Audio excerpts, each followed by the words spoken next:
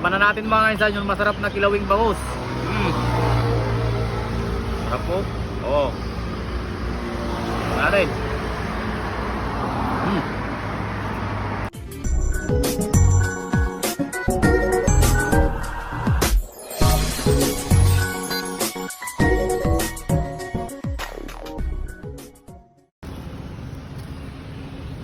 Nice buddy.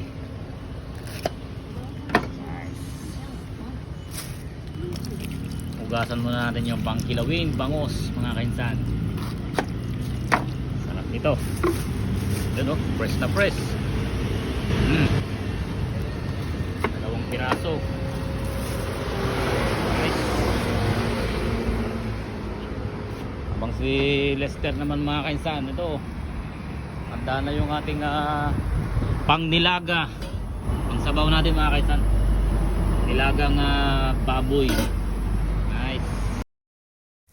Dahil day off natin ngayon mga kainsan, eto nagbanding po yung ating mga tropa. Bali may nabili po kaming 2 pirasong bangus dyan mga kainsan, fresh na fresh. Gagawa po tayo ng masarap at malinamnam na kilawing bangus.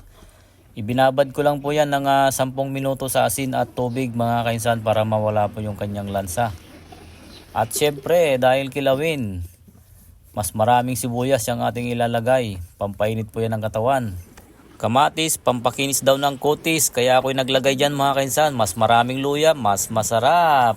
At syempre hindi po mawawala yung pipino para mas lalong umangat yung lasa. Yun. Nalo to.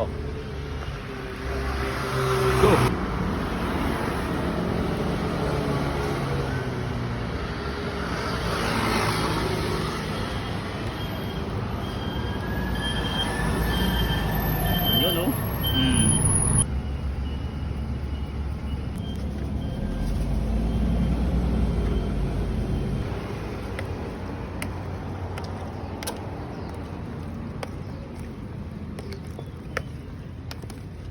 Parang kulang yung suka natin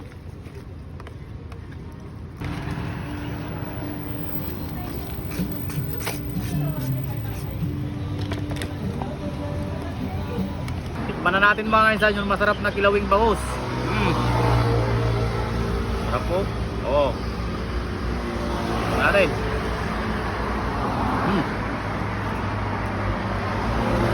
Panalo. Kamay natin. Sarap. Yun. Okay oh. Nice. Smooth. Tingnan natin tong ating nilulutong nilaga mga kaisan. Mako-mako.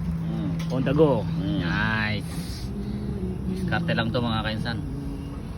Tingnan nyo naman po yung location namin. Ayan, nasa ilalim po ng lamesang luma. Saka nandito po kami sa tabing kalsada.